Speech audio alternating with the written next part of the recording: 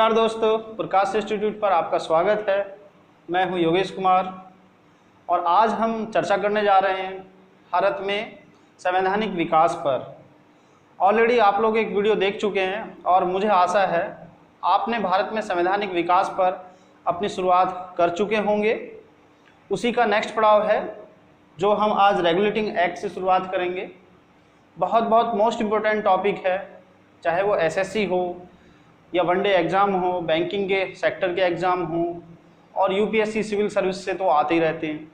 तो इस प्रकार ये जो टॉपिक है हमारा रेगुलेटिंग एक्ट, ये बहुत मोस्ट इम्पोर्टेंट है और आप इसे अच्छे से तैयार करेंगे। कोशिश करते हैं कि आप लोगों को ये वीडियो पसंद आएगी, लास्ट तक ज़रूर देखें क्योंकि इस पर आपको एक मजबूत पकड़ बनानी है। मैं पहले भी बोल चुका हूँ आप लोगों को कि जो भारत में संवैधानिक विकास है उससे संबंधित प्रत्येक वर्ष कोई ना कोई क्वेश्चन निश्चित रूप से आता है।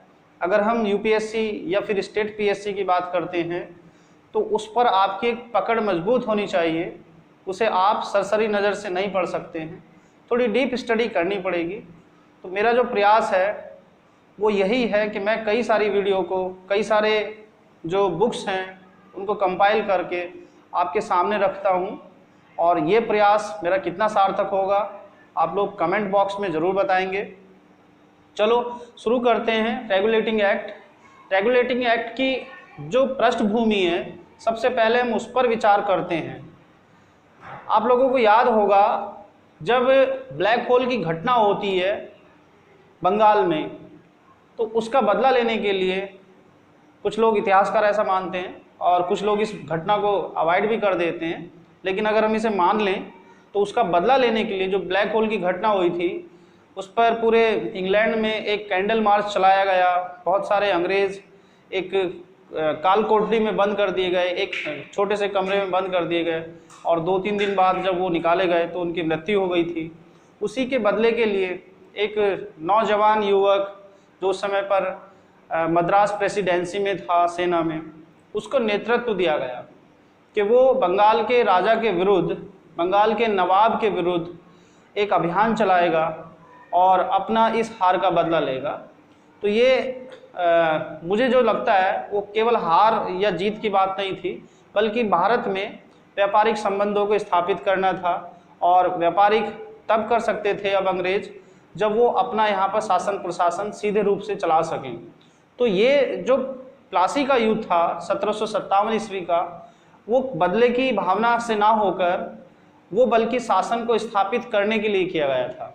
तो 1757 ईस्वी में आप नोट कर सकते हैं, 1757 ईस्वी में बंगाल में प्लासी नामक स्थान पर एक युद्ध लड़ा गया जिसमें लॉर्ड क्लाइव, जो उस समय पर युद्ध का अंग्रेजों की तरफ से नेतृत्व कर रहे थे, उनके नेतृत्व में यह युद्ध अंग्रेजों के द्वारा जीता गया या फिर कंपनी के द्वारा जीता गया। और इस युद्ध के बहुत दूरगामी प्रभाव होने वाले थे। भारत में अभी तक कंपनी अपना केवल एक व्यापार चला रही है, लेकिन इस युद्ध के बाद वो यहाँ शासक बनने वाली है।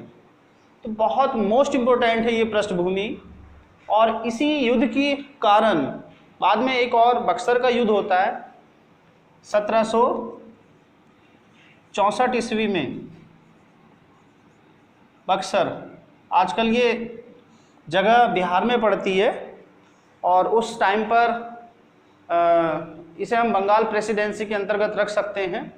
तो बक्सर के युद्ध के बाद पूर्ण रूप से सत्ता हस्तांतरित हो जाती है ब्रिटिश गवर्नमेंट को, लेकिन 1757 में जो जीत मिलती है उसके अंतर्गत कंपनी को, जो कंपनी है ईस्ट इंडिया कंपनी को इस युद्ध के साथ भारत में बंगाल, बिहार और उड़ीसा, इन तीनों राज्यों में राजस्व और दीवानी संबंधी जो राइट्स हैं वो मिल जाते हैं। क्लाइव एक बहुत ही अच्छे नेतृत्व करता है और वो इस बात को समझ पाते हैं कि जो अंग्रेज़ों की क्षमताएं हैं भारत में वो बहुत अधिक नहीं है कर्मचारियों की दृष्टि से। तो वो केवल रेवेन्यू अथॉरिटी अपने पास लेते हैं, शासन प्रशासन की जो जिम्मेदारी है वो अभी भी नवाब के पास में है। ये बात आप समझने की कोशिश करेंगे कि अंग्रेज़ों ने केवल अपने पास रेवेन्यू अथॉरिटी ली, मतलब टैक्स कलेक्शन का काम अपने पास रखते हैं, और जो सिविल प्रशासन है, लड़ाई झगड़े, आपसी मनमुटाव, इन सबको निपटाने का जो काम था, जिस पे बहुत सारे कर्मचारियों की जरूरत थी, वो राजा को दिए गए। तो ये एक अजीब सा वो रहा होगा उस समय, राजा ने जो समझौता किया होगा। तो कंपनी कुल मिलाकर ये थी कि इस समय जो सिचुएशन चल रही है वो कंपनी के अधीन है या उसके फेवर में है, और वो बंगाल, बिहार और उड़ीसा, ये वो क्षेत्र है जो गंगा के डेल्टाई क्षेत्र में पड़ता है। ये मैं नाम इसलिए ले रहा हूँ क्योंकि दुनिया भर में सबसे ज़्यादा अगर उपजाऊ कुछ जगह हैं तो वो गंगा का डेल्टा है, और आप लोग देखते होंगे उसी डेल्टा की वजह से यहाँ विश्व में सबसे ज़्यादा जनसंख्या घनत्व मिलता है।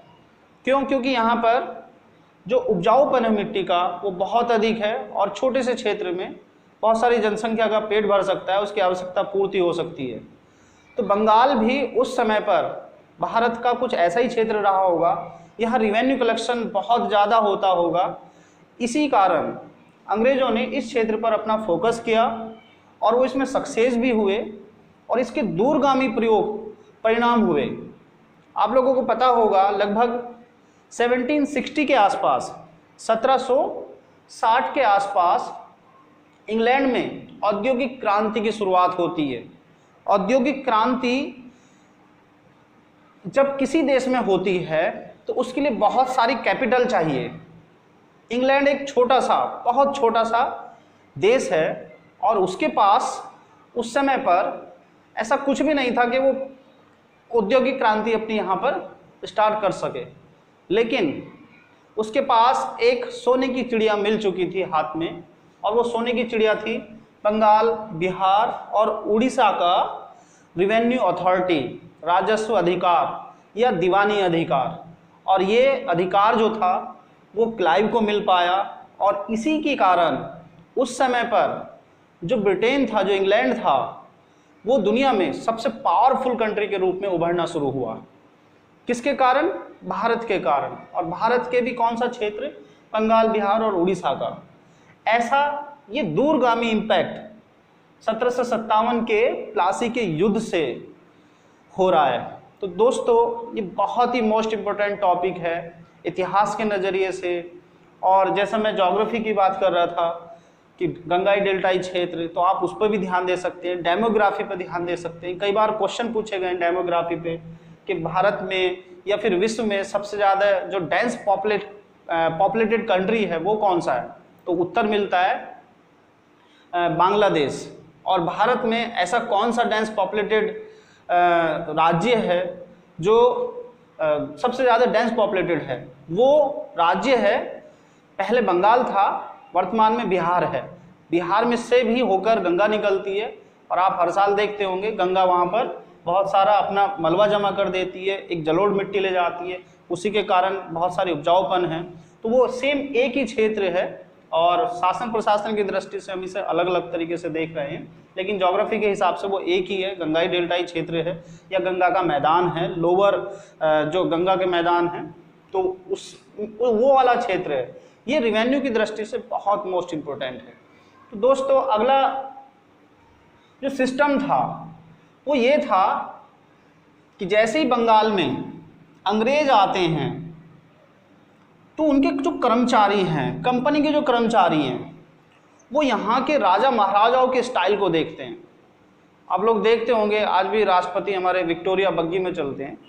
तो ये विक्टोरिया बग्गी उस समय पर बहुत फेमस हुई, और विक्टोरिया बग्गी का संबंध महारानी या फिर जो इंग्लैंड के सम्राट हैं उनसे संबंधित रहा है। उसी का जो तरीका था वो बंगाल में भी देखने को मिलता था। वहाँ के लोग बहुत रॉयल थे उस समय पर, वो उस रॉयल्टी को जी रहे थे। अंग्रेज भी उससे लालायित थे, और अंग्रेज़ों ने भी उसी प्रकार अपनी जीवन शैली को बदला। अभी तक जो असभ्य है या दूसरे टाइप की जो एक नॉमेडिटिक टाइप के जीवन को जी रहे थे, तो वो भारत की विलासिता को देखकर उन्होंने भी अपने आप को अपनाया। मेरा कहने का संदर्भ यहाँ पर यह है कि जब विलासिता आती है, अचानक से आती है, तो उसके साथ भ्रष्टाचार जुड़ा होता है। कंपनी के कर्मचारियों के साथ भी यही हुआ। कंपनी के कर्मचारी बहुत भ्रष्ट हुए और वो बहुत पैसा कमा रहे थे भारत में। वो यहाँ के स्थानीय जमींदारों से बहुत सारा पैसा ले रहे थे, क्योंकि यहाँ पर क्लाइव ने एक द्वैध शासन की स्थापना की थी और उस द्वैध शासन स्थापना के अंतर्गत कंपनी को रिवेन्यू अथॉरिटी मिली। उस रिवेन्यू अथॉरिटी के तहत जो टैक्स कलेक्शन का काम था, जो कर का कलेक्शन होना था, वो बोली के आधार पर स्थानीय जमींदार कहें या वो जमींदार ना कहकर उस समय पर जो क्षेत्रीय प्रभावशाली लोग रहे होंगे, जो गुंडे रहे होंगे, जो जनता से ज़बरदस्ती अपना टैक्स कलेक्ट कर सकते हों, उस टाइप के लोग रहे होंगे। तो जो ज़्यादा ऊंची बोली लगाता था उस व्यक्ति को रिवेन्यू अथॉरिटी दी जाती थी कंपनी की तरफ से, और इस प्रकार बहुत सारा शोषण हुआ बंगाल में। उसके और भी बहुत सारे परिणाम हुए, तो आप इतिहास में पढ़ सकते हैं। बहुत मोस्ट इम्पोर्टेंट समय है भारत के इतिहास में 1757 के बाद का, और उसी के साथ धीरे धीरे कंपनी अपने आप को स्टेबल कर रही है। तो ये जो रेगुलेटिंग एक्ट है, इसके आने का केवल एक ही कारण नहीं है, इसके कई कारण हैं, लेकिन उसकी जो पृष्ठभूमि है वो कंपनी के कर्मचारियों के भ्रष्टाचार से जुड़ी हुई है।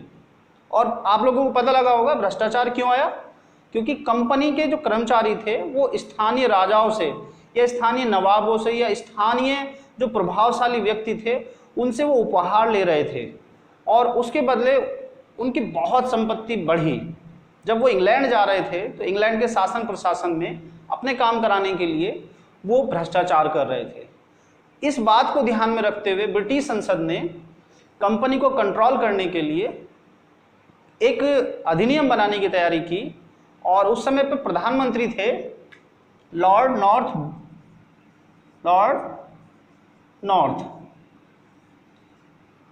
नॉर्थ के द्वारा 1772 ईस्वी में, लॉर्ड नॉर्थ के द्वारा 1772 ईस्वी में एक गुप्त कमेटी बनाई गई।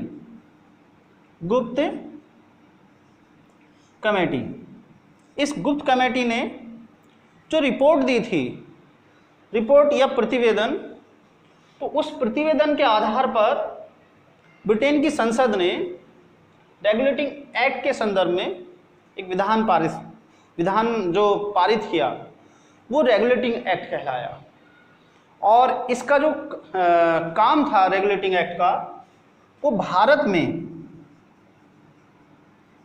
में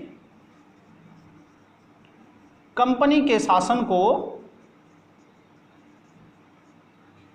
ब्रिटेन की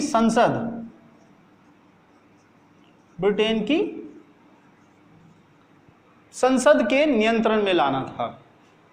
कहने का मतलब यह है कि ब्रिटेन की संसद भारत में कंपनी द्वारा जो ब्रिटिश राज स्थापित है उसको संसदीय नियंत्रण के अधीन लाना था। यह पहला प्रयास था। अभी तक केवल कंपनी जो कोर्ट ऑफ डायरेक्टर होते थे उनके द्वारा बनाए गए विधान के द्वारा चल रही थी, और धीरे धीरे जो भारत में बस्तियां बनाई गई उसमें गवर्नर बनाए गए, और उनकी एक छोटी छोटी परिषद होती थी जो इंडिपेंडेंट थी। साथ ही साथ वो वहाँ की जो जनता थी उसके साथ और कंपनी का सरकार के साथ कोई कनेक्शन नहीं था। तो ये जो कनेक्शन जोड़ने वाली बात थी ये इसी के तहत आती है। इस बात को हम ऐसे कहते हैं कि भारत में कंपनी के शासन को ब्रिटेन की संसदीय व्यवस्था के अंतर्गत लाना था। यह प्रथम प्रयास था। इस बात को आप नोट डाउन करेंगे, बहुत मोस्ट इम्पोर्टेंट है। आपसे पूछा जा सकता है, इस पे कोई क्वेश्चन बनाए जा सकते हैं। ये भी पूछा जा सकता है कि रेगुलेटिंग एक्ट के समय पर जो ब्रिटेन के प्रधानमंत्री थे वो कौन थे। ये भी पूछे जाते हैं कई बार कि प्लासी का युद्ध किस किस के बीच में हुआ। तो उस समय पर नवाब सिराजुद्दौला थे और अंग्रेज़ों की तरफ से लॉर्ड क्लाइव अंग्रेज़ों की सेना का नेतृत्व कर रहे थे। तो इस प्रकार के कई क्वेश्चन बन सकते हैं। 1864 बक्सर का युद्ध है, उसके बाद 1764 बक्सर का युद्ध है, और उसके बाद 1765 ईस्वी में इलाहाबाद की संधि होती है, जो उस समय पर मुगल सम्राट है, अवध के नवाब हैं और बंगाल के नवाब हैं, इन तीनों के बीच। तो आप ये इतिहास में पढ़ सकते हैं, इस पर कभी दोबारा से चर्चा करेंगे। तो आप लोगों को ये पता लगा होगा कि रेगुलेटिंग एक्ट के समय पर जो परिस्थितियां हैं वो कौन सी हैं। एक बार रिपीट करते हैं। रेगुलेटिंग एक्ट के समय पर कंपनी के कर्मचारी बहुत भ्रष्ट हो गए हैं, उन पर नियंत्रण स्थापित करने के लिए और भारत में शासन को ब्रिटेन की संसद के अधीन लाने के लिए रेगुलेटिंग एक्ट बनाया गया। रेगुलेटिंग एक्ट 1773 ईस्वी में लाया गया। इसे जो गुप्त कमेटी बनाई गई थी 1772 में, उसके अंतर्गत ब्रिटेन की संसद ने एक विधान पारित किया गया, उसी का परिणाम ये था। तो इसकी मुख्य बातें हम लोग देखते हैं, कौन कौन सी इसकी मुख्य बातें होती हैं। रेगुलेटिंग एक्ट के तहत हम जो मुख्य बातों की बात करेंगे उसे हम 4 शीर्षकों में पढ़ सकते हैं। पहला शीर्षक है नंबर 1, प्रेसिडेंसियों के संबंध में रेगुलेटिंग एक्ट। दूसरा, गवर्नर जनरल के संबंध में रेगुलेटिंग एक्ट। तीसरा टॉपिक, गवर्नर जनरल की परिषद के संबंध में रेगुलेटिंग एक्ट। और चौथा टॉपिक, उच्चतम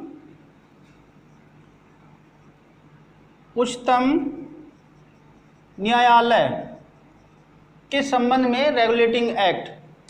ये 4 शीर्षक अगर आप याद रखेंगे एज ए की नोट्स तो आपको रेगुलेटिंग एक्ट लंबे समय तक याद रह सकता है।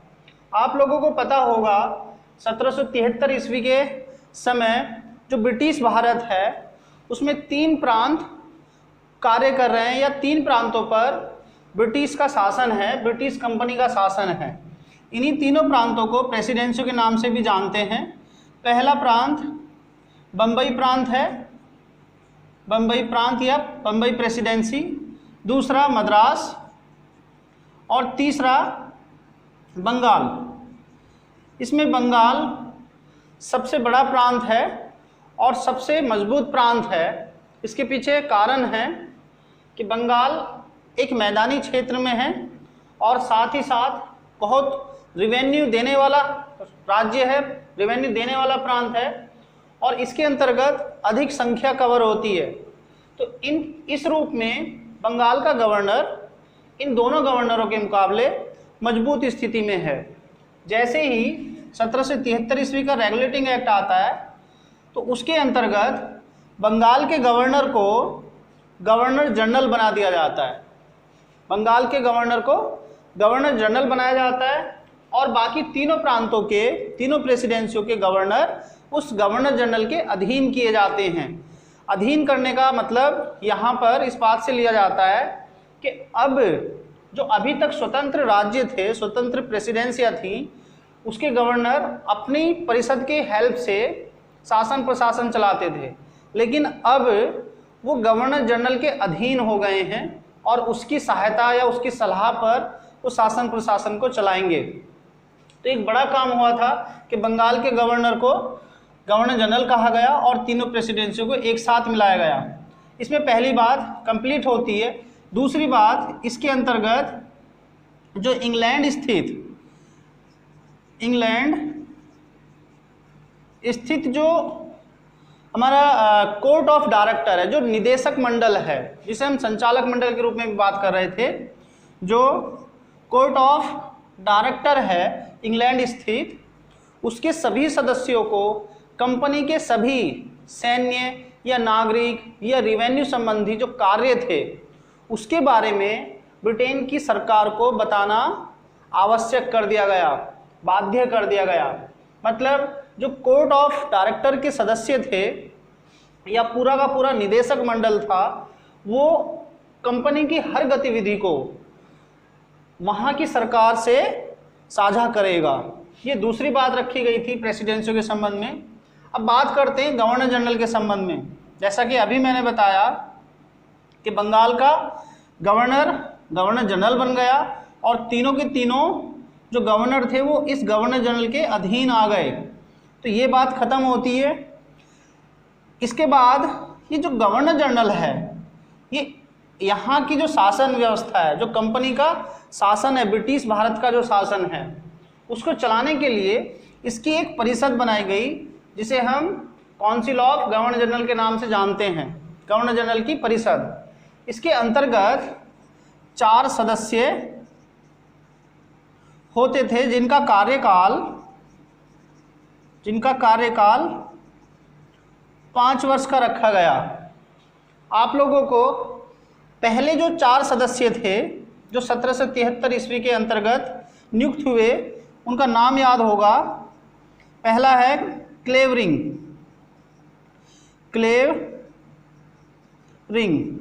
दूसरा है मॉनसन,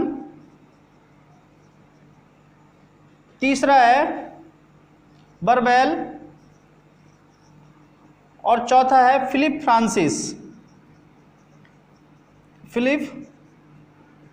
फ्रांसिस। ये पहले 4 लोग थे जो पहली गवर्नर जनरल की, जो बंगाल की गवर्नर जनरल की परिषद थी, उसके सदस्य नियुक्त हुए। इनका कार्यकाल 5 वर्ष का निर्धारित किया गया था।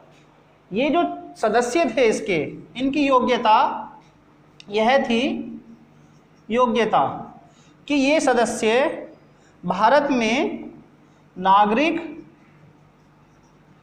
या सैन्य शासन से आते हों, अर्थात जिन्हें नागरिक शासन का या फिर सैन्य शासन का अनुभव हो, वो ही व्यक्ति इसके सदस्य बनाए जा सकते थे, गवर्नर जनरल की परिषद के सदस्य बनाए जा सकते थे। तो आप लोगों को गवर्नर जनरल की परिषद का मतलब पता लगा होगा। ये गवर्नर जनरल की परिषद गवर्नर जनरल की सहायता के लिए थी, अर्थात गवर्नर जनरल अपनी परिषद की सहायता से सहकार्यकारी या सहसासी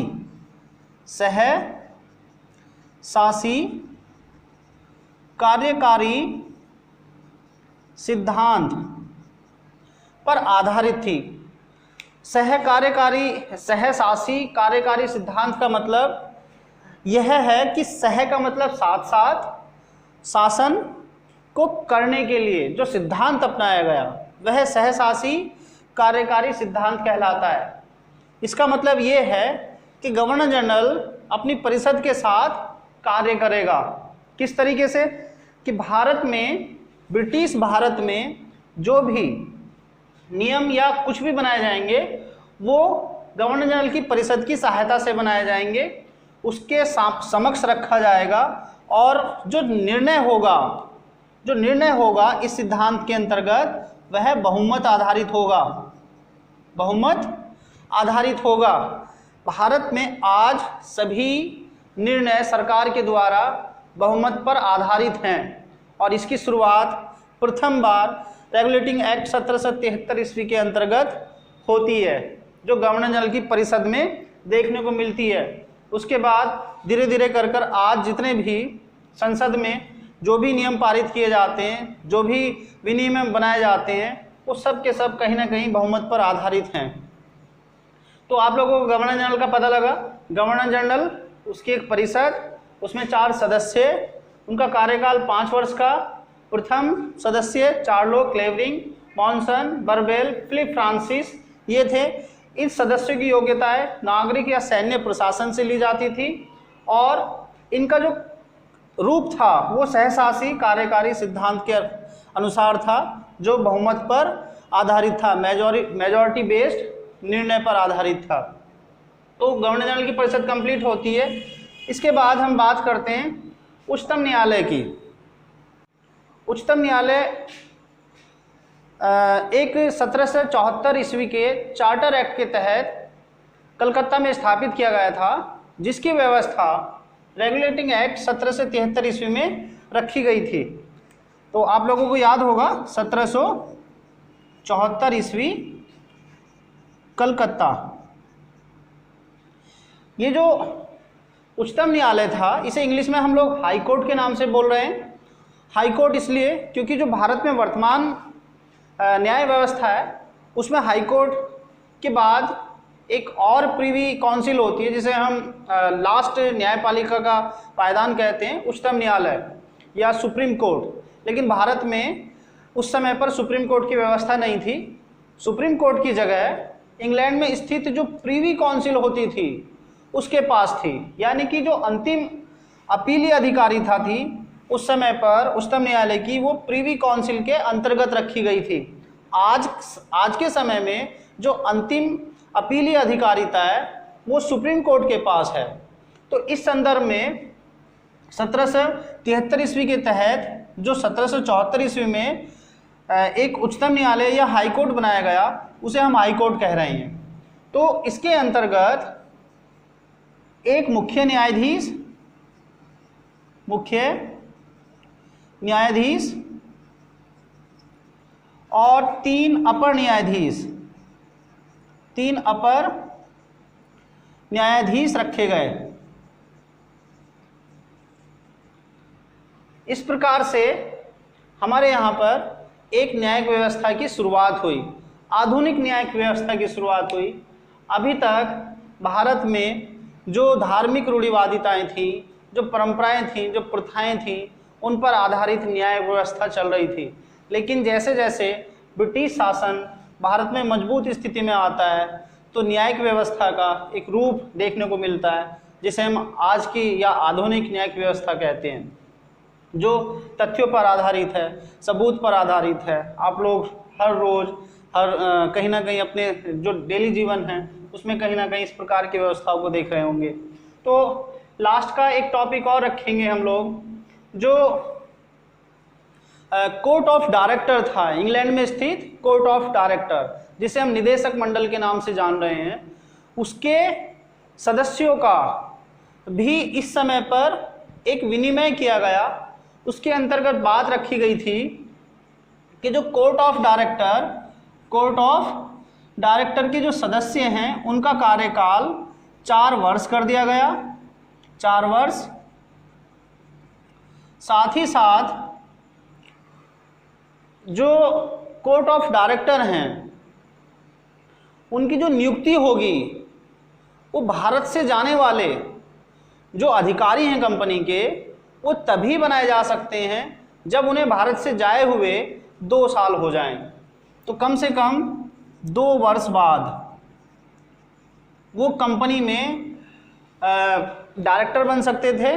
तो इस प्रकार की व्यवस्थाएं भी रेगुलेटिंग एक्ट के अंतर्गत रखी गई थी। आप लोगों को अच्छे से समझ में आया होगा। अब हम बात करेंगे रेगुलेटिंग एक्ट की जो कमियां थी, उन कमियों को बाद में एक अलग से चार्टर आया जिसमें पूरा करा गया, उसे हम कहते हैं एक्ट ऑफ सेटलमेंट। सेटलमेंट का संबंध रेगुलेटिंग एक्ट की कमियों को सेटलमेंट करने से है।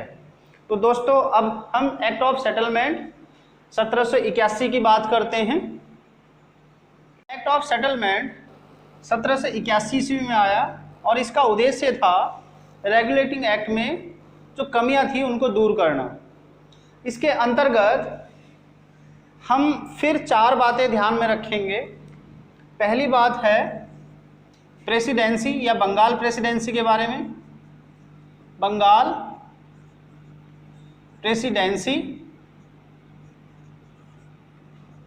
दूसरा जो हम बात रखेंगे वो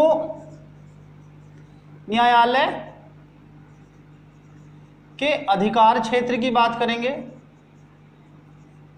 अधिकार क्षेत्र।